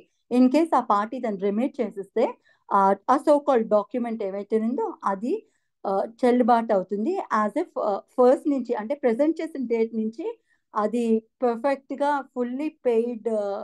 Fully court fee paid document అయితే ఎంత పర్టికులర్ గా ఎంత వ్యాలిడ్ గా చెల్లుతుందో అదే వ్యాలిడిటీ దానికి ఆ డాక్యుమెంట్ కి ఇచ్చేస్తారు once deficit court fees paid అని చెప్పి చెబుతుందండి. Could I make this clear? Yes, ma'am. Yes, madam. చలో will go to 150 now. Transfer of business. What is this business? ఎవరి బిజినెస్? ఏం బిజినెస్ అంటే it is a business of the court. కోర్టుకుండే business ఏమిటండి? Obviously to deliver justice కదా. So court works ఉంటాయి కదా, ఆ కోర్ట్ వర్క్స్ ని ఇంకా డిఫరెంట్ కోర్ట్స్ కి డెలిగేట్ చేయడాన్ని ట్రాన్స్ఫర్ ఆఫ్ బిజినెస్ అని చెప్పి చెప్తుంది. For example PDJ court, principal district court ఉందనుకో. I told you what is the principal district court and what are the additional district courts like కదా. So additional district courts పుట్టినప్పుడు major గా ఉండిన principal district court ఏవైతే ఉన్నారో principal district judge ఎవరైతే ఉండినారో వారు work segregate చేసి రిమైనింగ్ అడిషనల్ కోర్ట్స్ కి ఇవ్వచ్చు అనమాట. ఇచ్చే రైట్ ఆ ప్రిన్సిపల్ డిస్ట్రిక్ట్ జడ్జ్కి ఉంటుంది అనమాట. సో అలాంటి కోర్ట్ యొక్క బిజినెస్ ని ట్రాన్స్ఫర్ చేయొచ్చు ఒక కోర్ట్ నుంచి ఇంకొక కోర్ట్ కి. తను చేయాల్సిన పనులు వేరొక కోర్టుకి ఒక కోర్ట్ అప్పు చెప్పొచ్చు అని చెప్పి చెబుతోంది అంతే. ఇది same is otherwise provided wear the business of the court is transfer to any other court. So అట్లా ట్రాన్స్ఫర్ చేసిన తరుణంలోనూ ట్రాన్స్ఫరీ కోర్టుకి ఏం పవర్స్ ఉంటాయో చెప్తుంది. ట్రాన్స్ఫర్ చేసిన కోర్టుకి ఏం పవర్స్ ఉంటాయో ట్రాన్స్ఫరీ కోర్టుకి కూడా అవే పవర్స్ ఉంటాయి అని చెప్పి చెబుతుంది అనమాట. ఫర్ ఎగ్జాంపుల్ డిస్ట్రిక్ట్ కోర్టు ఒక సూట్ ని principal district court first additional district court కి ట్రాన్స్ఫర్ చేసింది అనుకోండి, మీరు డీల్ చేయండి పర్టికులర్ సూట్ అని. సో ప్రిన్సిపల్ డిస్ట్రిక్ట్ కోర్ట్ కి ఏం పవర్స్ అయితే ఉంటాయో ఫస్ట్ అడిషనల్ డిస్ట్రిక్ట్ కోర్ట్ కి కూడా అవే పవర్స్ ఉంటాయి అంతే చెబుతోంది section 150. Same as otherwise provided where the business of the court is transferred to any other court, the court to which the business is so transferred shall have the same powers. ఏ కోర్టుకి అయితే అటువంటి business is nothing but the cases అనమాట. Work ఏ work అయితే వేరే court కి transfer చేసిందో ఆ first court కి ఏం పవర్స్ అయితే ట్రాన్స్ఫర్డ్ కోర్ట్ కి ఏం రైట్స్ అయితే ఉంటాయో ట్రాన్స్ఫరీ కోర్ట్ కి కూడా అవే పవర్స్ అవే రైట్స్ ఉంటాయని చెప్పి చెప్తుంది. Shall have the same powers and shall perform the same duties. Powers ఎక్కడైతే ఉంటాయో లయబిలిటీస్ కూడా అక్కడే ఉంటాయండి. So rights and liabilities, rights and duties coexist parallelly. Only rights ఇచ్చి డ్యూటీస్ ఇవ్వకుండా, ఓన్లీ డ్యూటీస్ ఇచ్చి రైట్స్ ఇవ్వకుండా ఇట్లా ఉండదు. చట్టం సమబద్ధంగా ఇస్తుంది అనమాట, రైట్స్ అండ్ డ్యూటీస్ ఈక్వల్ గా.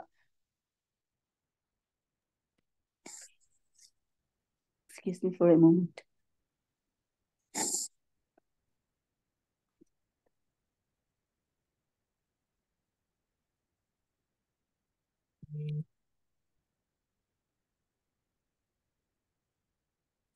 Okay, sorry, I got a private message. ఈ మెసేజెస్ చూడడం అవసరం అండి నాకు. అనుకుంటే అసెన్షియల్ అయితే తప్పితే నేను ఓపెన్ చేయను. So do mind for that. ఇక్కడ ఏం చెప్తుంది? సో ట్రాన్స్ఫర్ ఆఫ్ బిజినెస్ కోసం చెప్పుకునేటప్పుడు transfer of work, business is nothing but the work. So transfer of work చేసినప్పుడు ట్రాన్స్ఫర్ కోర్టుకి ఏం పవర్స్ అండ్ డ్యూటీస్ ఉంటాయో అవే పవర్స్ ట్రాన్స్ఫరీ కోర్టుకి ఉంటాయి, అవే డ్యూటీస్ ట్రాన్స్ఫరీ కోర్టుకి ఉంటాయని సింపుల్ గా చెప్తోంది 150. Nothing else in this. And then coming to 151, this is also a very important section in the part of miscellaneous things. Are we inherent powers of the court? Ani saving of inherent power of a court. Saving again, saving ki saving meaning ఏ తీసుకోవాలి, etymological meaning ఏ తీసుకోవాలి, exception అన్నట్టు కాదండి. Saving of inherent powers of the court, right? Inherent powers అంటే ఆ court ని create చేస్తూనే court కి by birth కొన్ని రైట్స్ ఉంటాయి కదా. కోర్ట్ యొక్క డ్యూటీస్ ఏముంటాయి, కోర్ట్ని అసలు ఎందుకు ఎస్టాబ్లిష్ చేశారు, కోర్ట్ యొక్క పరమావధి ఏమిటి అనేది ఉండినప్పుడు దానికి కొన్ని ఎక్స్క్లూసివ్ పవర్స్ ఉంటాయి కదా. ఇన్హెరెంట్ అనే పదానికి అర్థం ఏమిటి అంటే we can take multiple meanings like ఏం తీసుకోవచ్చు. ఇన్హెరెంట్ పవర్స్ అంటే న్యాచురల్ అని తీసుకోవచ్చు. మళ్ళీ ఇన్హెరెంట్ అంటే ఏంటి, ఇన్హెరెంట్ పవర్ అంటే ఏమిటి కూడా ఈ కోడ్ లో కానీ జనరల్ క్లాజెస్ యాక్ట్ లో కానీ ఎక్కడ డిస్క్రైబ్ చేసి ఉండదు. సో ఆబ్వియస్ గా మళ్ళీ మనం డిక్షనరీ మీనింగ్ తీసుకోవాలి. డిక్షనరీలో ఏముంటుంది, ఇన్హెరెంట్ అనే పదానికి మీనింగ్ ఏంటంటే న్యాచురల్ అని కానీ, పర్మనెంట్ అని కానీ, ప్రివిలేజ్డ్ అని కానీ, ఇన్సెపరబుల్ అని కానీ, ఇవన్నీ మీనింగ్స్ ఉంటాయి. సో కోర్టుకి అన్ని పవర్స్ ఉంటాయి బై బర్త్. కోర్ట్ క్రియేట్ చేస్తూనే ఆ కోర్టుకి న్యాచురల్ గా వచ్చేస్తాయి. లైక్ అ పర్సన్ పుట్టగానే as he has right to live, right to eat, right to wear clothes, right to education, ఇవన్నీ బై బర్త్ ఎలా వచ్చేస్తాయో ఆ రైట్స్, అలాగే కోర్టుకి కొన్ని బై బర్త్ ఉండే స్పెషల్ గా ఎక్స్క్లూసివ్ గా పవర్స్ ఉంటాయి కదా. ఆ పవర్ ని ఇన్హెరెంట్ పవర్ అని చెప్పి పిలుస్తాం అనమాట. సో ఇన్హెరెంట్ పవర్స్ కోర్ట్ ఎప్పుడు ఎక్సర్సైజ్ చేయొచ్చు అంటే ఈ కన్సర్న్ చట్టంలో సిపిసిలో కానీ ఇతర ఎందులో అయినా కానీ, మోస్ట్లీ మనం ఇక్కడ కన్సర్న్ సిపిసిఏ బికాస్ అందులో అది ఇచ్చిన పవర్ కాబట్టి కోర్ట్స్ కి ఇన్హెరెంట్ పవర్ ఎప్పుడు ఎక్సర్సైజ్ చేయొచ్చు అంటే ఎప్పుడైతే ఒక పర్టికులర్ ప్రొవిజన్ ఒక పర్టికులర్ ఆస్పెక్ట్ కి సంబంధించి సిపిసి మెన్షన్ చేయలేదో కానీ న్యాయం చేయడానికి కోర్ట్స్ ఏదో ఒకటి చేయాలి. కోర్ట్స్ ఎందుకు పుట్టాయి, ఎందుకు క్రియేట్ చేశారు కోర్ట్స్ అంటే న్యాయం డెలివర్ చేయడానికి కదా, జస్టిస్ డెలివర్ చేయడానికి కదా, న్యాయం చేయడానికి to the required person. So ఏదైనా ఒక సర్కమ్స్టాన్స్ వచ్చినప్పుడు దాని రిలేటెడ్ గా ఏదైనా చట్టంలో ప్రొవిజన్ లేనప్పుడు కోర్ట్స్ కి ఏం చేయాలో అర్థం కానప్పుడు ఏం చేస్తాయంటే ఇలాంటి ఇన్హెరెంట్ పవర్ ని ఎక్సర్సైజ్ చేస్తాయి అనమాట. సో ఒక వ్యక్తికి న్యాయం చేయాలి, ఒక పార్టీకి న్యాయం చేయాల్సి వచ్చినప్పుడు ఏదైనా ఎక్స్క్లూజివ్ ప్రొవిజన్ దాని రిలేటెడ్ గా లేనప్పుడు అప్పుడు సివిల్ కోర్ట్స్ ఇన్హెరెంట్ పవర్స్ ని ఇన్వోక్ చేసుకుంటూ, అంటే వాటికి ఇచ్చిన జన్మతహా ఇచ్చిన ఈ పవర్ ఏవైతే ఉందో దాన్ని ఇన్వోక్ చేసుకుంటూ న్యాయం చేయొచ్చు ఆ పర్టికులర్ వ్యక్తికి అని చెప్పి సెక్షన్ చెబుతుంది అనమాట. ఇంకా ఏం చెప్పొచ్చు అంటే ఇన్హెరెంట్ పవర్స్ కోసం ఎప్పుడు ఎప్పుడెప్పుడు ఎక్సర్సైజ్ చేయొచ్చు అంటే నేను చెప్పాను, ఎప్పుడైతే ఒక స్పెసిఫిక్ ప్రొవిజన్ లేని తరుణంలో కూడా పార్టీకి న్యాయం చేయాల్సి వచ్చినప్పుడు కోర్టు ఏదైనా ఒక చర్య తీసుకోవాలి అనుకునేటప్పుడు ఎట్లా తీసుకుంటుంది అంటే ఇన్హెరెంట్ పవర్ ని యూజ్ చేసే తీసుకుంటుంది అలాంటి చర్యలు ఏవైనా, రైట్. సో ఇన్హెరెంట్ పవర్స్ ఎక్కడెక్కడ ఉన్నాయి, ఏ సెక్షన్స్ మెన్షన్ చేస్తుంది అంటే ఇది పర్టికులర్ గా చెప్పదు ఈ సెక్షన్స్ లో ఇన్హెరెంట్ పవర్స్ ఉన్నాయని. ఆ సెక్షన్ చదివితే ఓహో ఇది ఇన్హెరెంట్ పవర్ ఆఫ్ కోర్ట్ అనమాట అని చెప్పి మనకు అర్థమవుతుంది. So to be more particular A sections లో అయితే అట్లా ఇన్హెరెంట్ పవర్స్ కనిపిస్తాయంటే 148 సెక్షన్ 148 నుంచి 153 దాకా ఆ సెక్షన్స్ ఏమేమి చెప్తున్నాయో కోర్ట్ యొక్క పవర్స్, అన్ని powers inherent powers of the court అనమాట. సో బై ఇట్స్ ఎగ్జిస్టెన్స్ ఆ కోర్టు ఈ 148 నుంచి 153B దాకా ఏమేమైతే ప్రొవిజన్స్ ఉన్నాయో అన్ని ప్రొవిజన్స్ లోనూ తన స్పెషల్ పవర్స్ యూజ్ చేసుకొని జస్టిస్ డెలివర్ చేయొచ్చు అనమాట. 148 ఏం చెప్పింది, 30 రోజులు అంటే ఆల్రెడీ ఒక కాలం ఏదైనా ఒక ప్రొసీడింగ్ కి ఒక కాల పరిమితి ఇచ్చినప్పుడు ఇన్ కేస్ ఆ కాల పరిమితిలోనే ఆ పర్టికులర్ పార్టీ ఆ పని చేయనప్పుడు కోర్టుకు వచ్చి అయ్యా ఈ రీజన్ మూలంగా నేను పెర్ఫార్మ్ చేయలేకపోయినా, నాకు అప్పచెప్పిన డ్యూటీ లేకపోతే నేను చేయాల్సిన పని నేను చేయలేకపోయాను, దిస్ బీయింగ్ జెన్యూన్ రీజన్ ఇంకొంచెం టైం ఇవ్వరా అని చెప్పి బ్రతిమలాడినప్పుడు మరి కోర్టుకి పవర్ ఉండాలి కదా, అది బ్రతిమలాడింది, మరి కోర్టుకి పవర్ లేకపోతే ఇవ్వడానికి ఎట్లా కుదురుతుంది, అందుకని చెప్పి కోర్టుకి ఆ అడిషనల్ పవర్ ఇస్తారనమాట. It's a special privilege of the court అనమాట. సో ఇవ్వచ్చు. ఎంతవరకు ఎక్స్టెండ్ చేయొచ్చు, చట్టం యాక్చువల్ గా ఇంత స్పెసిఫిక్ పీరియడ్ లోపే ఆ పర్టికులర్ ప్రొసీడింగ్ జరగాలని చెప్పింది కానీ కోర్ట్స్ ఇన్హెరెంట్ పవర్ ఉపయోగించి ఆ కాల పరిమితిని పొడిగిస్తున్నాయి. So it is a sort of inherent power of the court. Like 30 days వరకు సో కాల్డ్ ఆ ప్రొసీడింగ్ యొక్క టైం ని ఇంక్రీజ్ చేయొచ్చు అనమాట, రైట్. ఇంకొంచెం ఆ పీరియడ్ పొడిగించవచ్చు అనమాట. ఎంతవరకు పొడిగించవచ్చు అంటే 30 days దాకా అని చెప్పుకున్నాం 148 లో. So that is also an inherent power of the court. ఇంకా రైట్ టు కేవియట్ కూడా is an inherent power of the court. Like అంటే కేవియట్ కనుక ఏదైనా ఫైల్ అయినప్పుడు అది చెక్ చేసుకొని మాత్రమే ఏదైనా ఒక ఆర్డర్ జారీ చేస్తుంది అనమాట. సో ఈ కేవియట్ లో ఉండిన ప్రొసీడింగ్స్ ఆ rights and powers of the court కూడా inherent powers of the court అనమాట. రైట్. ఇప్పుడు ఒక ప్రొసీడింగ్ లోను కేవియట్ ఫైల్ చేశారు అనుకోండి, ఆ ప్రొసీడింగ్ కి కేవియట్ ఫైల్ చేసే రైట్ లేదనుకో ఆ పర్టికులర్ వ్యక్తికి, తో చట్టం ఎక్కడ అనుమతించదు అది చట్టంలో ఎక్కడ మెన్షన్ చేయదు ఆ పర్టికులర్ ఆస్పెక్ట్ కి సంబంధించి కేవియట్ ఫైల్ చేయొచ్చా చేయకూడదా అని. సో అలాంటి తరుణంలో పార్టీకి ఇంజస్టిస్ జరుగుతుంది అని భావించినప్పుడు court may accept caveat petition అనమాట, రైట్? సో అట్లా కేవియట్ విషయం కూడా ఇన్హెరెంట్ పవర్స్ ఎక్సర్సైజ్ చేస్తుంది. దెన్ 149 ఈ డెఫిసిట్ కోర్ట్ ఫీజు ఉన్నాయి కదా, అసలు జనరల్ గా కోర్ట్ ఫీ కట్టకపోతే ఒక ప్రొసీడింగ్ ని యాక్సెప్ట్ చేయదు కదా, ఒక డాక్యుమెంట్ నో. లేకపోతే ప్లెయింటే ఉందనుకోండి, ప్లెయింట్ లో కోర్ట్ ఫీ ఎంతైతే కట్టాలో అంత కట్టకపోతే ప్లెయింట్ రిజెక్ట్ చేసేస్తుంది, రిజెక్ట్ చేసేస్తుంది కదా. సో అప్పుడు అది కోర్ట్ యాక్చువల్ గా ఏంటి, రిజెక్ట్ చేసేయాలి. కోర్ట్ ఫీజు కట్టలేదు కాబట్టి చట్టం ఏం చెప్తుంది, రిజెక్ట్ చేయమని చెప్పింది. కానీ కోర్టుకి మళ్ళీ ఇన్హెరెంట్ పవర్ ఇచ్చింది, పాప ఏ రీజన్ మూలంగా కట్టలేదో, if it is a genuine reason, ఇంకొంచెం టైం ఇవ్వడంలో నష్టం లేదని కోర్టు భావించినప్పుడు ఆ టైం ప్రొవైడ్ చేస్తుంది అనమాట. అడిషనల్ టైం ప్రొవైడ్ చేస్తుంది. ఇంత టైంలోగా మీరు సో కాల్డ్ ఆ ప్లేంట్ లో మీరు ఎంత డబ్బు అయితే కట్టాలో, ఇప్పుడు లేదన్నారు కదా, సరే ఒక నెల లోపు కట్టండి, ఓ 2 నెలల లోపు కట్టేసేయండి ఆ ప్లేంట్ లో సో కాల్డ్ కోర్ట్ ఫీ ఏవైతే ఉందో అది అని ఒక డాక్యుమెంట్ రిలేటెడ్ ఏదైనా డెఫిసిట్ కోర్ట్ ఫీ ఉంది అనుకోండి, దాని రిలేటెడ్ గా కూడా టైం ఇవ్వచ్చు. సో టైం ఇవ్వచ్చా ఇవ్వక్కర్లేదా అనేది అది absolute description of the court again. అందుకే దాన్ని ఇన్హెరెంట్ పవర్ లోనే చేర్చారనమాట, రైట్? పార్టీకి న్యాయం జరిపించడం కోసం టైం పొడిగించవచ్చు అనుకుంటే ఎస్, అది టైం గ్రాంట్ చేస్తుంది, టైం పొడిగిస్తుంది ఇట్లా. సో ఇది కూడా inherent power of the court. And business transfer చేయడం కూడా, అంటే ఒక కోర్టు ఇంకొక కోర్టుకి తను చేయాల్సిన పని ఇంకొక కోర్టుకి డెలిగేట్ చేస్తుందంటే అది కూడా దాని ఇన్హెరెంట్ పవర్. అంటే బై బర్త్ దానికి వచ్చిన పవర్, దానికి చట్టం ఇచ్చిన పవర్ అనమాట. Because you bring A superior court, మీరు ఇన్ఫీరియర్ కోర్ట్స్ కి మీరు చేయాల్సిన పనులు ఏమైనా డెలిగేట్ చేసుకోండి, ట్రాన్స్ఫర్ చేయొచ్చు. So that is also inherent power of the court. And ఇంకేం చదువుకోవచ్చు అంటే, coming to the other section 151 అయితే ఇన్హెరెంట్ పవర్స్ ఇంతే అని చెప్తుంది. I'll read the section for you. Nothing in this code shall be deemed to limit or otherwise. Nothing in this code, మొత్తం code లోను ఏది court యొక్క పవర్ ని తగ్గించదు లేదా limit చేయదు అని చెప్తుంది అనమాట.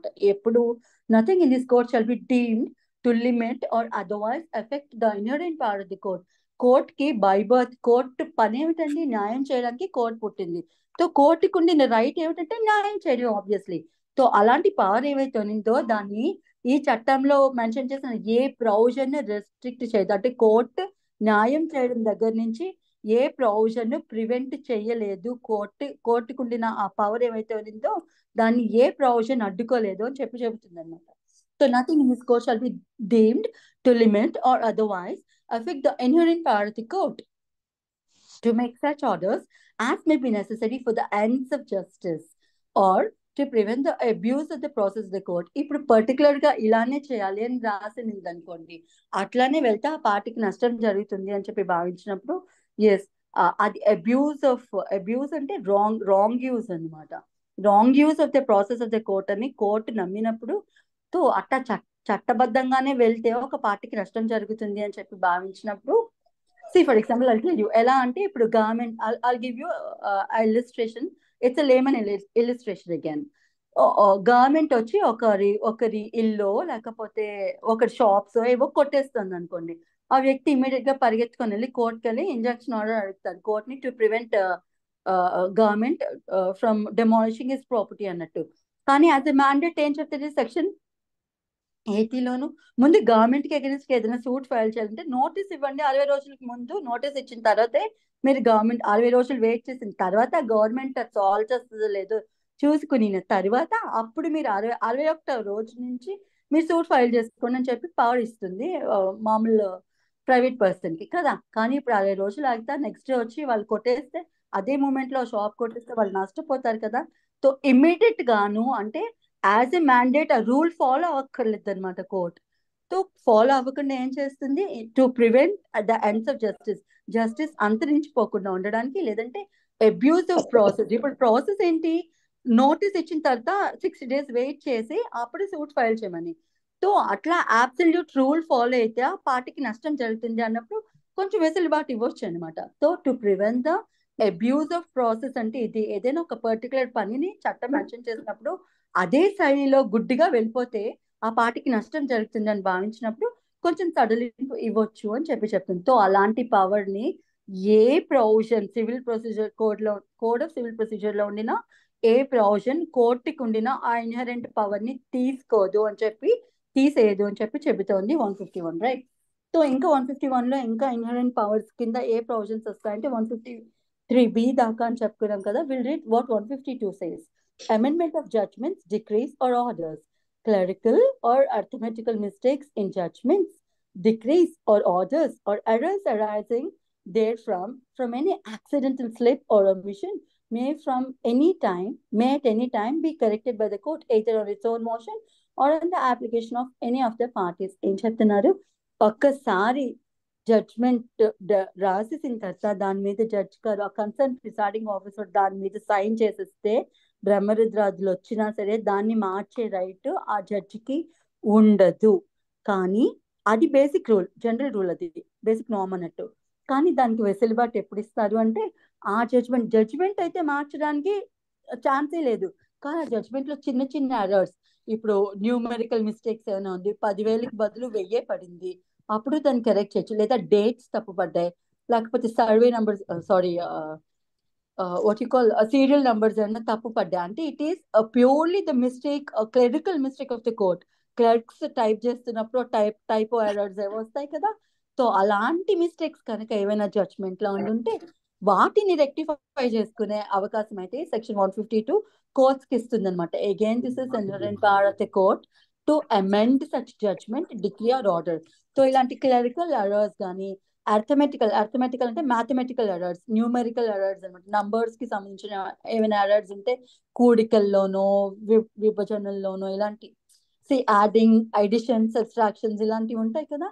సో అలాంటి వాటిల్లో ఏమైనా కొంచెం మిస్టేక్స్ ఉండినప్పుడు జడ్జ్మెంట్ లో కానీ ఏదైనా ఆర్డర్ లో కానీ ఏదైనా డిగ్రీలో కానీ అలాంటి మిస్టేక్ ఏదైనా ఉంటుంటే, న్యూమెరికల్ మిస్టేక్ లేదంటే క్లర్క్ ఏదైనా తప్పు టైప్ చేశారనుకోండి, సర్వే నెంబర్ ఏదైనా తప్పు టైప్ చేశారనుకోండి, అటువంటివి కరెక్ట్ చేయడానికి, లేదంటే ఏదైనా మెన్షన్ చేయాల్సింది మెన్షన్ చేయలేదనుకోండి, సో కాల్డ్ టైపిస్ట్ ఎవరైనా సరే జడ్జి అది నోటీస్ చేసుకోకుండా సంతకం పెట్టేశారనుకో, అయ్యో ఇది మార్చడానికి లేదు కదా అంటే నో, ఇలాంటి ఆస్పెక్ట్స్ లో అయితే మార్చే పవర్ ఆ జడ్జ్ కి ఆ పర్టికులర్ కోర్ట్ కి ఇస్తుంది అనమాట. ప్లీజ్ మ్యూట్ యువర్ సంపత్ గారు.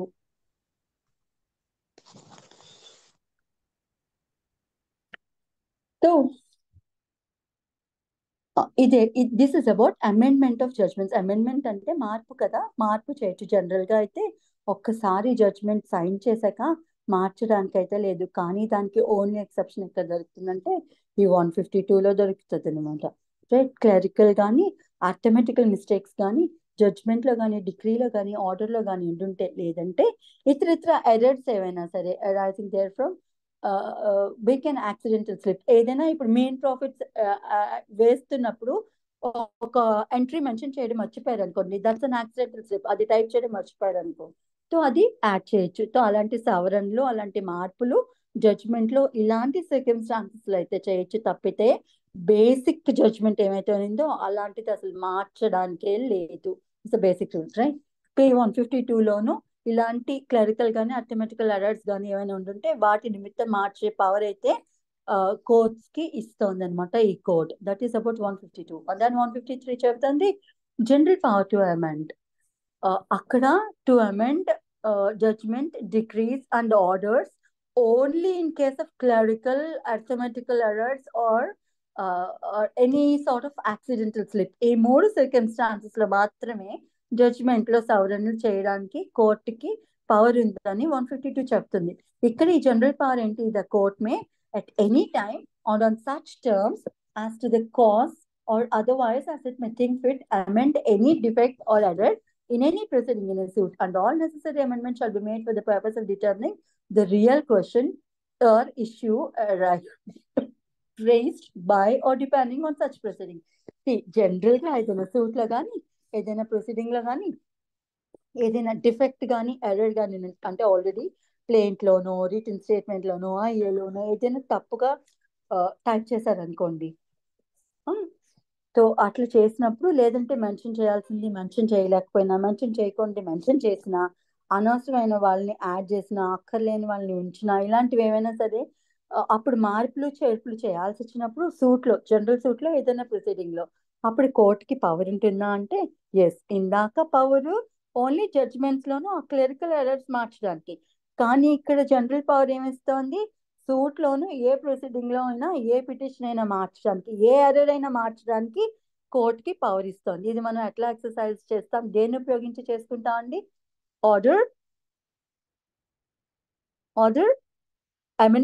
అమెండ్మెంట్ పిటిషన్ ఏ ఆర్డర్ ప్రకారం వేస్తాం, ఏ రూల్ ఆర్డర్ ప్రకారం వేస్తాం?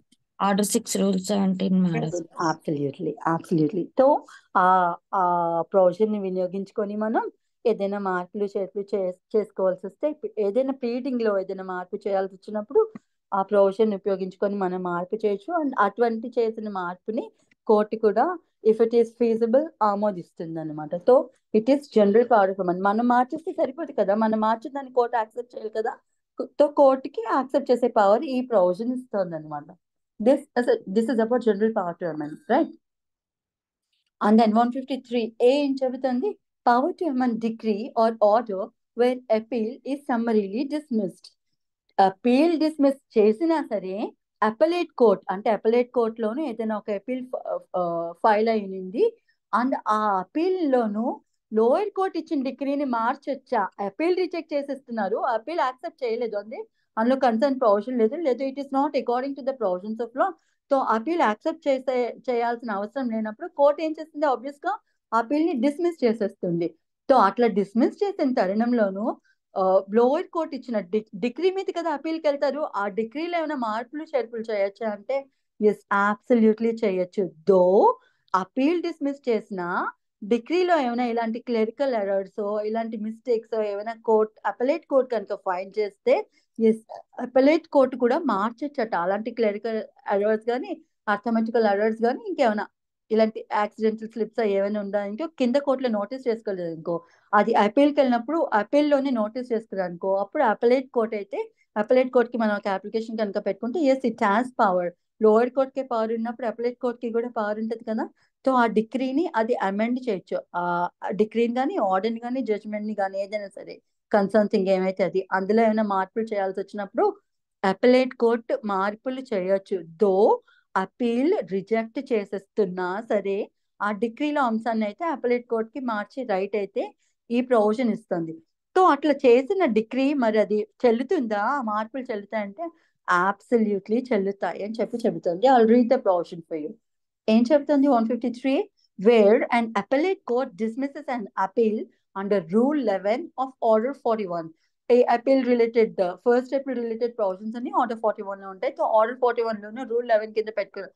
సారీ, అపీల్ ని ఏదైనా కనుక రూల్ 11 కింద కనుక డిస్మిస్ చేసేస్తే because of the non absence of the party who had filed the appeal, అట్లా రిజెక్ట్ చేస్తున్న తరుణంలో కూడా ఏదైనా కన్సర్న్ పార్టీ రెస్పాండెంట్ ఎవరైతే ఉన్నారో, అయ్యా ఇందులోని ఈ ఫాల్స్ ఉన్నాయి, దీన్ని రెక్టిఫై చేయండి, ఇవి క్లరికల్ ఎర్రర్స్ లేకపోతే ఇవి అర్థమెటికల్ ఎర్రర్ ఉంది, దీన్ని రెక్టిఫై చేయాలని కోరుతున్నాను చెప్పి అప్లికేషన్ పెట్టుకుంటే ఎస్, ఆ అపీల్ ని డిస్మిస్ చేసినా సరే ఆ డిగ్రీలో మార్పులు అయితే చేయొచ్చు అపలేట్ కోర్ట్ అని చెప్పి చెబుతుంది అనమాట. The court wear an appellate court dismisses an appeal under rule 11 of order 41, the power of the court to amend under section 152. మళ్ళీ ఆ జడ్జ్మెంట్ కానీ సో కాల్డ్ డిగ్రీ కానీ ఆర్డర్ కానీ దేని రిలేటెడ్ గా అపలేట్ కోర్ట్ అని అమెండ్ చేస్తుంది, only with relation to the clerical errors. Basic డిగ్రీలో ఉండిన జడ్జ్మెంట్ ఏమైతే ఉండిందో దాన్ని అయితే అపలేట్ కోర్ట్ టచ్ చేయదు, because it is dismissing this initially కదా, because of the non absence of the parties. So అక్కడ అట్లా డిస్మిస్ చేస్తున్న తరుణంలో కూడా ఆ డిగ్రీలో కనుక ఏమైనా క్లరికల్ ఎర్రర్స్ వచ్చాయని చెప్పి ఆ కోర్ట్ నోటీస్ కి తీసుకొని వస్తే అపలేట్ కోర్ట్ దివ్యంగా ఆ ఎర్రర్ ని కరెక్ట్ చేయొచ్చు అని చెప్పి చెబుతుంది. Okay, the court to amend under 152, the degree or order appealed against may be exercised by the court which has passed the decree or order in the first instance, notwithstanding that the dismissal of the appeal has the effect of confirming the decree or order as the case may be passed by the court of first instance. Though the court of first instance pass చేసినా సరే అలాంటి errors ఏమైనా ఉంటే appellate court కూడా correct చేయొచ్చు. And ఆ correct చేసిన degree ఏమైతే ఉంటుందో అది కన్ఫర్మ్ అయినట్టే లెక్క, ఆఫ్టర్ కరెక్షన్ ఆ డిగ్రీ కన్ఫర్మ్ అయినట్టే లెక్క అని చెప్పి చెబుతుంది అనమాట 153. సో ఇది కూడా అలా కరెక్టింగ్ పవర్ ఏమైతే ఉందో it is also inherent power of the court అనమాట. It is to do justice to the parties, right? And then lastly 153B with relation to the inherent powers. ఏం చెప్తోంది? Place of trial to be deemed to be the open court. మనం కోర్టులో జరిగిన proceedings ఏమైతే ఉందో కోర్టుగా consider చేసిన place ఏమైతే ఉందో that shall be the open court. అంటే అంత జనరల్ పబ్లిక్ అందరికీ ఆ కోర్ట్ ప్రొసీడింగ్స్ కి యాక్సెస్ ఉంటుంది. Any common man can step in to the court and watch those proceedings అన్నట్టు చెప్తుంది. It being an open court. కానీ ప్రతి విషయంలో ఓపెన్ కోర్టే ఉండాలా అంటే లేదు. కొన్ని పరిస్థితుల్లోనూ ఆ పార్టీస్ ని, ఆ party taluka leaders and the court staff under concern judge మినహాయించి ఇంకెవరు ఉండకూడదని ఆ కన్సర్న్ కోర్ట్ భావించినప్పుడు మిగతా పబ్లిక్ ని రెస్ట్రిక్ట్ చేస్తుంది. And that we call as in camera proceedings. In camera proceedings civil courts కి ఏ సెక్షన్ ప్రకారం రైట్ ఉంటుంది జరిపించడానికి అంటే దిస్ 153B ప్రొవిజో ఉంటుంది. ప్రొవిజోలో మెన్షన్ చేస్తాను అనమాట. I'll read the section for you. The place in which any civil court is held for the purpose of trying any suit. ఏ place అయితే ఒక సివిల్ కోర్ట్ కింద ఎస్టాబ్లిష్ చేసి సూట్స్ ట్రై చేయడానికి పెట్టబడిందో shall be deem to be an open court. అది open court కిందనే భావింపబడుతుంది. అంటే any common man can step in to the court అని. To which the public generally may have access so far as the same can conveniently contain them. అంటే మందలు వచ్చి పడిపోయి అక్కడ జడ్జ్ గారు కూర్చోడానికి చోటు లేకుండా అట్లా వచ్చేయడానికి లేదనమాట. కన్వీనియంట్ గా ఎంతమందిని అయితే ఎక్విప్ చేస్తుందో ఆ కోర్ట్ ఎన్విరాన్మెంట్ అంత పబ్లిక్ అయితే లోపలికి వచ్చి ఆ ప్రొసీడింగ్స్ అయితే చూడొచ్చు అని చెబుతుంది అనమాట. ఇది నేను చెప్పలేదు, ఆ టెర్మినాలజీ అలా చెప్పింది. To which the public generally may have access so far as the same can conveniently contain them. అందుకే చెప్పాను. అంటే జడ్జ్ గారి పక్కన కూడా వచ్చి ప్లేస్ లేదు కదా అని వారి పక్కన కూడా వెళ్ళి నుంచునేంత ఆక్యుపై చేయడానికి లేదు. కన్వీనియంట్ గా ఎంతవరకు అయితే పబ్లిక్ ఆక్యుపై చేయొచ్చు, ఆ రూమ్ ఎంతమందిని ఎక్విప్ చేస్తుందో అంతమంది లోపలికి వచ్చి ఆ ప్రొసీడింగ్ అయితే చూడొచ్చు, ఆ సివిల్ ప్రొసీడింగ్ అని చెబుతోంది. మళ్ళీ దీనికి ప్రొవిజన్ ఏం చెప్తుంది? It's an exception sort of things provided that the presiding judge may, if it thinks fit, order at any stage. అంటే presiding judge ఆర్డర్ చేయొచ్చు ఏ స్టేజ్ ఆఫ్ ద ఎంక్వైరీ అయినా, ప్రొసీడింగ్ లో అయినా సరే, ట్రయల్ లో అయినా సరే. Order at any stage of any inquiry into or trial of any particular case that the public generally or any particular person shall not have access to or to be remain in the courtroom or the building used by the court. So judge గారు ఎప్పుడైనా సరే అలాంటి public కి access ఉండకూడదు, ఆ particular person కానీ general public కానీ ఆ పర్టికులర్ ప్రొసీడింగ్ కి యాక్సెస్ ఉండకూడదు అని భావించినప్పుడు వారిని నిషేధిస్తుంది ఆ కోర్ట్ అని ప్రివెంట్ చేస్తుంది ఆ కోర్ట్ ప్రెమిసెస్ లో ఉండడానికి అని చెప్తుంది. And we call the in the language of in camera proceedings అని. రైట్? ఇంతే 153B. సో ఈ 153B దాకా కోర్టుకు ఉండిన పవర్స్ ఏవైతే ఉండినాయో 148 నుంచి అవన్నీ ఇన్హెరెంట్ పవర్స్ ఆఫ్ ద కోర్టే. రైట్? ఇది కాక మళ్ళీ సెక్షన్ 9 కూడా చెప్తారు చాలా మంది. And there is an argument like, yes, section 9 can be included as an inherent power of the court and it may not be అని కూడా చెప్తారు. అది స్టాట్యూటరీ పవరే కానీ ఇన్హెరెంట్ పవర్ కాదని కొంతమంది ఆర్గ్యుమెంట్, కొంతమంది as it is an inherent power by birth. Section 9 మళ్ళీ ఏం చెప్తుంది అనేది తెలియని వాళ్ళకి వస్తే, సివిల్ నేచర్ ఉండిన అన్ని కేసెస్ సివిల్ కోర్ట్స్ కి యాక్సెప్ట్ చేసే రైట్ ఉంటుంది, సివిల్ కోర్ట్స్ మాత్రమే యాక్సెప్ట్ చేసే రైట్ ఉంటుంది సివిల్ మ్యాటర్స్ అని చెప్పి.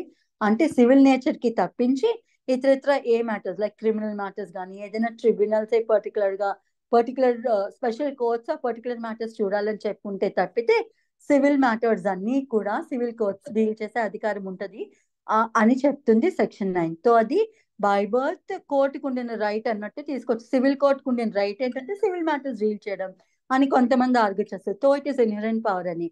No, it is not inherent power. Section 9 is a provision in the substantial provision in the procedural code.